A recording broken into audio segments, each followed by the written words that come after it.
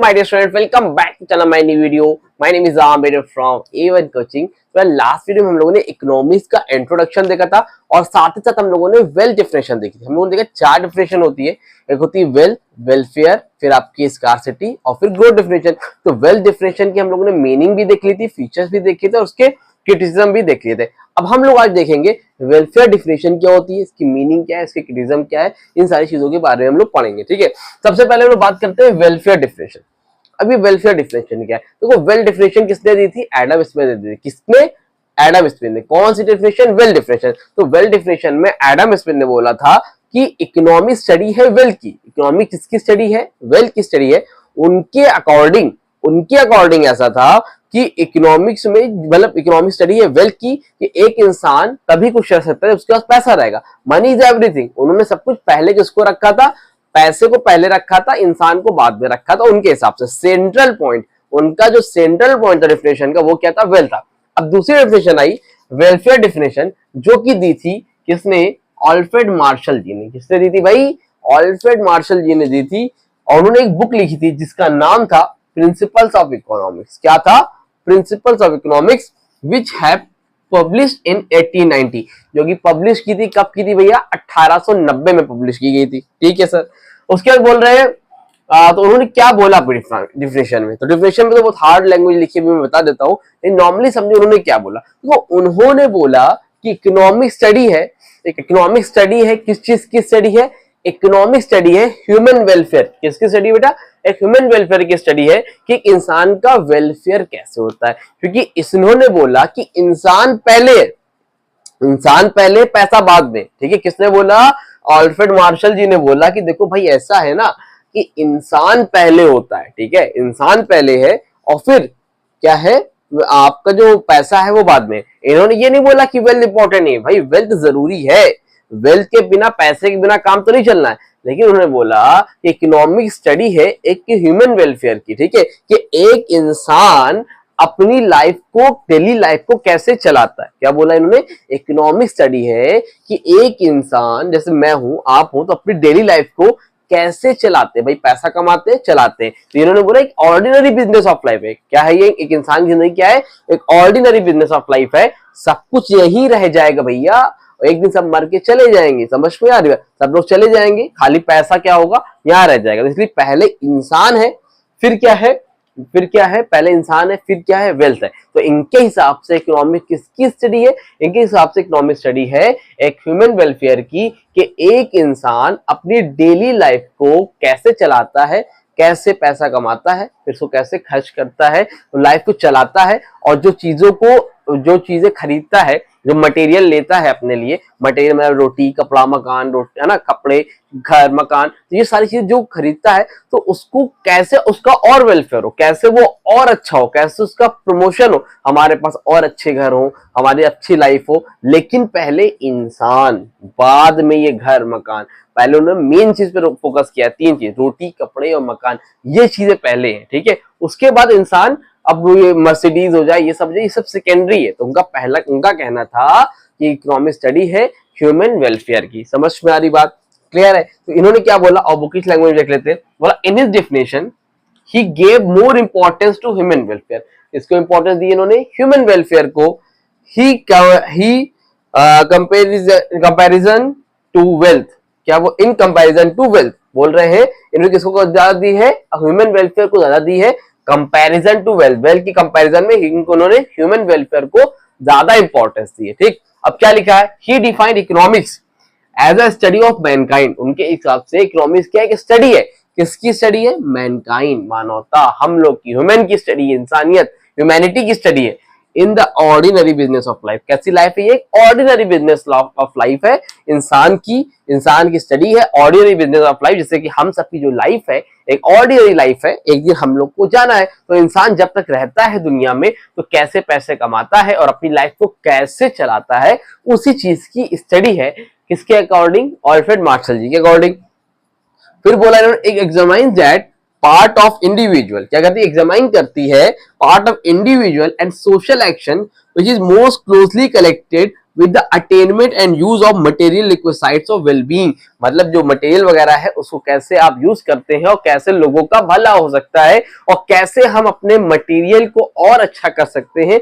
पहले तो हमें मटेरियल भाई हमारे पास होने चाहिए और कैसे और अच्छे हो सकते हैं, कैसे हमारा स्टैंडर्ड ऑफ लिविंग अच्छा हो सकता है। ठीक है, मटेरियल वेलफेयर का मतलब क्या होता है, स्टैंडर्ड ऑफ लिविंग का अच्छा होना। समझ में आ रही बात, क्लियर है, इतना समझ में आया।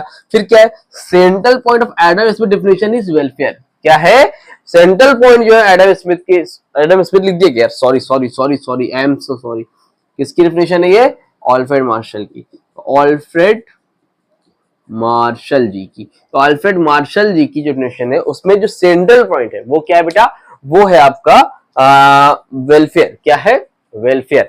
जबकि एडम स्मिथ की जो डेफिनेशन थी वेल्थ, उसका सेंट्रल पॉइंट क्या था, वेल्थ। लेकिन इनका क्या है, सेंट्रल पॉइंट क्या है, मेन पॉइंट क्या है, मेन इन्होंने क्या बात की है, वेलफेयर की बात करी है। क्लियर है, समझ में आ रही बात। चलो आगे बात करते हैं features of welfare definition. Features क्या क्या होते हैं वेलफेयर डेफिनेशन के। सबसे नंबर 1 पर बेटा स्टडी ऑफ मैनकाइंड। क्या है ये, स्टडी ऑफ मैनकाइंड है, एक इंसान की स्टडी है। क्या है भाई, एक इंसान की स्टडी, जो मैंने आपको मीनिंग में बताया, इंसान की स्टडी है, हम लोग की स्टडी है, ह्यूमैनिटी की स्टडी है, मानवता की स्टडी है कि भैया एक इंसान अपनी ऑर्डिनरी बिजनेस ऑफ लाइफ को कैसे चलाता है, कैसे पैसे को अर्न करता है और कैसे सारी चीजें करता है। तो क्या लिखा है बुक में, आप लोगों का बुक होगी, एक बार रीड कर लेना, मैं बुक से बताता हूँ ताकि आपको हार्ड लैंग्वेज भी समझ में आए। बोले Marshall place primary emphasize on the study of mankind. इन्होंने बोले प्राइमरी एम्फेसाइज किसको किया है, स्टडी ऑफ मैनकाइंड को स्टडी किया है, मैन को पहले रखा है, वेल को नहीं रखा है। No doubt he emphasize both mankind and wealth in relation. He agree with the classical economy, the economy is concern with wealth. बोल रहे हैं कि वो इस बात को एग्री करते हैं कि भैया वेल्थ जरूरी है। ठीक है, wealth as wealth constitute material equity well-being, will provide the means for existence, comfort and enjoyment of life। ये बोल रहे हैं कि वेल्थ जो होता है आपकी लाइफ को अच्छा बनाता है, कंफर्ट देता है, लेकिन इसका ये मतलब नहीं जिसके पास पैसा नहीं है वो बेकार है। ठीक है, तो इन्होंने बोला इकोनॉमिक स्टडी है, स्टडी ऑफ मैनकाइंड की, वेल्थ को इंपॉर्टेंस दी है, बट पहले किसको दी है, मैनकाइंड को दी है। क्लियर है। चलो नंबर 2 पर बेटा study of ordinary business of life. Study of ordinary business of life का मतलब क्या है, इनका कहना है कि ऑर्डिनरी बिजनेस ऑफ लाइफ है, भाई इंसान पैसा कमाएगा, एक दिन चला जाएगा। क्या लिखा है देखो, ordinary business annual has several aspects of namely economy, social, religious and political economy. देखो एक नॉर्मल क्या होता है लोगों का, होता है इकोनॉमिक, सोशल, रिलीजियस, बहुत सी चीजें होती है। मतलब एक लाइफ में हमारे इकोनॉमिक चीजों से हम जुड़े होते हैं, सोशल चीजों से जुड़े होते हैं, रिलीजियस चीजों से जुड़े हुए होते हैं, इन सारी चीजों से जुड़े हुए थे। लेकिन इन्होंने बोला ये सारी चीजों को इकोनॉमिक्स से इन्होंने हटा दिया, इन्होंने सोशल चीजों को हटा दिया। मैं कितना खुश हूं उसके बारे में हटा दिया, मैं कितना दुखी हूं उसको हटा दिया, है ना, एक इंसान हमारे लिए कितना इंपॉर्टेंट है उन चीजों को हटा दिया। सिर्फ और सिर्फ क्या बोला, study of ordinary business. Economics में इन्होंने सिर्फ और सिर्फ इसको रखा, पैसे को रखा कि पैसा कैसे कमाना है, उसको कैसे खर्च करना है, लेकिन इस चीजों को इन्होंने इकोनॉमिक्स की स्टडी में नहीं रखा। समझ में आ रही बात।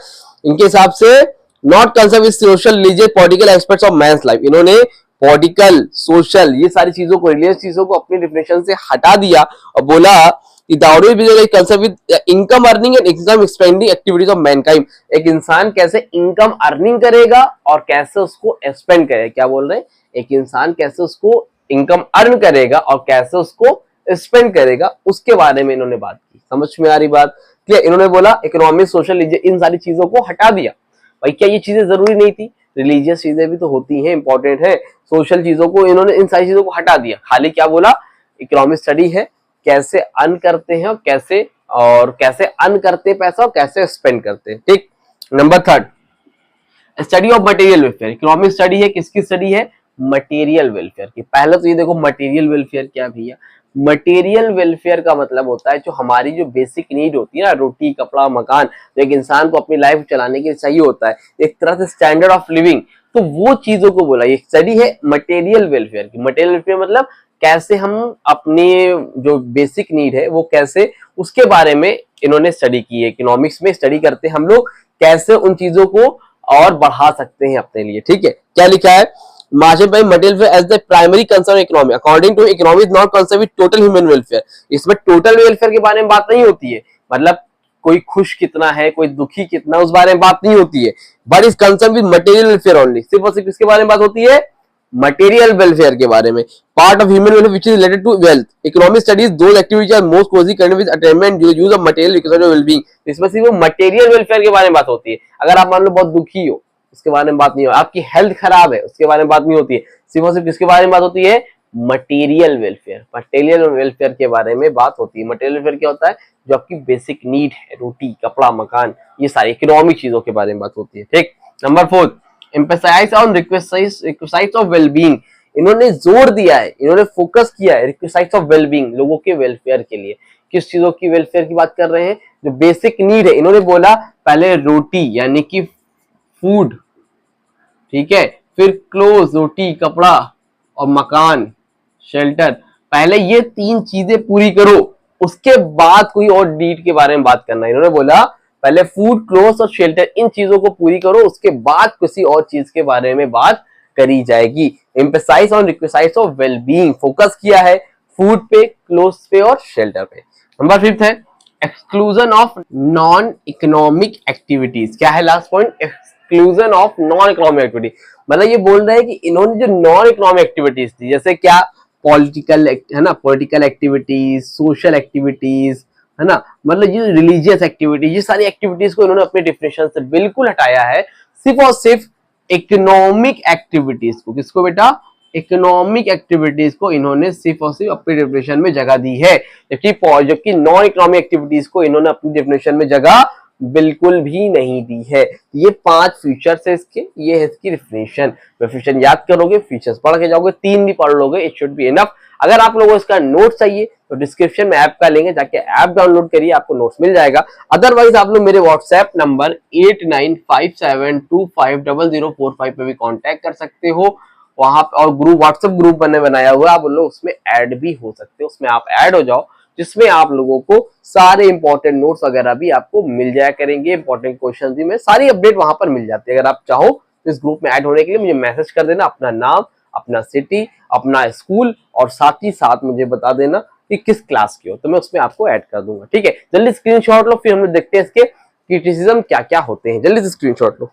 हाँ तो बेटा चलो जल्दी से आगे बढ़ते हैं और देखते हैं कि क्रिटिसिज्म ऑफ वेलफेयर डिफिनेशन के क्या क्या है। अब क्रिटिसिज्म का मतलब क्या होता है, अब इसे बहुत इकोनॉमिक्स थे, सबसे पहले एडम स्मिथ आए, फिर अल्फ्रेड मार्शल आए। तो जब कोई चला जाता है ना, तो उनकी जब बुराई करने वाले लोग जिंदा हो जाते हैं, उनकी बातों में गलती निकालते हैं ना, उनको हम लोग क्या बोलते हैं, क्रिटिसिज्म बोलते हैं। क्या बोलते हैं, क्रिटिसाइज कर रहे हैं, है ना, उनकी बातों को गलत साबित कर रहे हैं, भाई यहाँ पर उन्होंने गलत बोल दिया। तो जब ये चले गए हमारे अल्फ्रेड मार्शल भाई, तो नए नए इकोनॉमिस्ट आए, तो जब नए नए इकोनॉमिस्ट आए तो उनके बारे में भैया उल्टा सीधा बोलना चालू किया। जो बोलना चालू किया उल्टा सीधा, वही देखते हैं। चलो नंबर 1 पर economics regarded as a social science. क्या बोल रहे हैं, economics regarded as a social science only. जो आपके अल्फ्रेड मार्शल भाई थे, उनका कहना था इकोनॉमिक स्टडी है सिर्फ और सिर्फ किसकी स्टडी है, सोशल साइंस की। किसकी स्टडी है, सोशल साइंस की स्टडी होती है। इन्होंने ह्यूमन साइंस के बारे में बात ही नहीं करी, मतलब इन्होंने सिर्फ और सिर्फ इकोनॉमिक एक्टिविटीज से रिलेटेड चीजों की बात करी, लेकिन जो नॉन इकोनॉमिक चीजें हैं, जैसे हमारी एजुकेशन, हमारी हेल्थ, उन सब चीजों के बारे में बात अपने डिफिनेशन में नहीं करी। और इसी बात के लिए उनको बहुत क्रिटिसाइज किया हमारे जो नए नए इकोनॉमिक्स आए थे, लॉरेल रॉबिन्स, पिगो, पता नहीं कौन कौन से आए हुए थे, जितने भी थे उन्होंने बोला। ठीक है, अब देखो number 2, impractical classification of activities. क्या है इम्प्रैक्टिकल क्लासिफिकेशन, मतलब इन्होंने बहुत इम्प्रैक्टिकल तरीका दिया है क्लासिफिकेशन ऑफ एक्टिविटी का। देखो एक इकोनॉमिक एक्टिविटी होती है, एक नॉन इकोनॉमिक एक्टिविटी होती है, तो इसको इन्होंने बहुत इनमेच्योर तरीके से बताया। इन्होंने क्या किया, एक होता है बेटा देखो, एक होता है मटेरियल वेलफेयर। क्या होता है, मटेरियल वेलफेयर, और एक होता है बेटा टोटल वेलफेयर। मटेरियल वेलफेयर जो इसमें मटेरियल आता है, इसमें इकोनॉमिक एक्टिविटी, रोटी कपड़ा मकान, ये सारी चीजें आती है। लेकिन टोटल वेलफेयर में और भी चीजें आती है, आपकी हेल्थ, आपकी एजुकेशन, ये सारी चीजें भी आती हैं। तो इन्होंने बोला कि जो इन्होंने सेपरेट किया मटेरियल वेलफेयर को, तो दूसरे इकोनॉमिक्स में बोला कि यार इसको सेपरेट करना पॉसिबल नहीं है, क्योंकि एक इंसान के लिए, हम मान लो पर्सनली मेरा एग्जांपल लो, मेरे लिए पैसा जरूरी है, साथ ही साथ मेरी हेल्थ भी जरूरी है। अगर मैं बीमार हूं, बिस्तर पे लेटा हुआ, तो मैं पैसे को क्या करूंगा, तो आप इन दोनों चीजों को अलग नहीं कर सकते हो। लेकिन इन्होंने बहुत ही दोनों चीजों को अलग अलग कर दिया, तो ये इसके लिए इनका क्रिटिसिज्म बना कि यार आप कैसे अलग कर रहे हो मटेरियल वेलफेयर टोटल वेलफेयर। समझ में आ रही बात।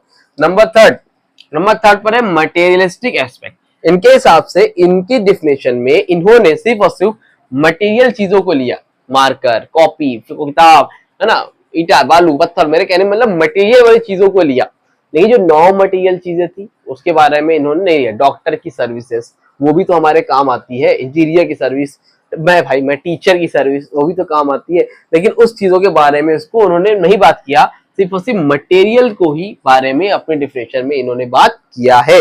और नंबर 4 पर है रिस्ट्रिक्टेड स्कोप ऑफ इकोनॉमिक्स। क्या है भैया? रिस्ट्रिक्टेड स्कोप इकोनॉमिक्स मतलब ये बोल रहे हैं कि इकोनॉमिक स्टडी है मटेरियल वेलफेयर की, तो इन्होंने इकोनॉमिक एक्टिविटी को सबको कंसीडर किया। इन्होंने बोला कि जिससे हर कोई भी चीज हम लोग खरीदते हैं उससे हमारा क्या होता है? वेलफेयर होता है। भाई मैंने मार्कर खरीदा, वेलफेयर हो रहा है। तो इकोनॉमिक एक्टिविटी जो भी इकोनॉमिक से रिलेटेड चीजें थी वो इनकी डिफिनेशन में आती थी। अब मान लो मार्कर लिया, वेलफेयर हो रहा है। अब मैंने क्लोथ्स लिया, कपड़े लिए, मेरा वेलफेयर हो रहा है। मैंने शेल्टर, मकान लिया, मेरा वेलफेयर हो रहा है। लेकिन जब मैंने सिगरेट ली, वेलफेयर हो रहा है। लेकिन मैंने शराब लिया, शिकवेल लिया, वाइन लिया, ठीक है, वेलफेयर हो रहा है। ड्रग्स लिया, वेलफेयर हो रहा है। क्या इन सारी चीजों से वेलफेयर होता है? नहीं होता। लेकिन है तो इकोनॉमिक एक्टिविटी, पैसे इसके भी लगते हैं, तो वेलफेयर नहीं होता। इसके लिए उनको बहुत क्रिटिसाइज किया गया कि हर चीजें आपसे इंसान का ह्यूमन वेलफेयर नहीं होता, इकोनॉमिक एक्टिविटी में सारी चीजों से वेलफेयर नहीं हो सकता, तो इसलिए भी इनको बहुत क्रिटिसाइज किया गया।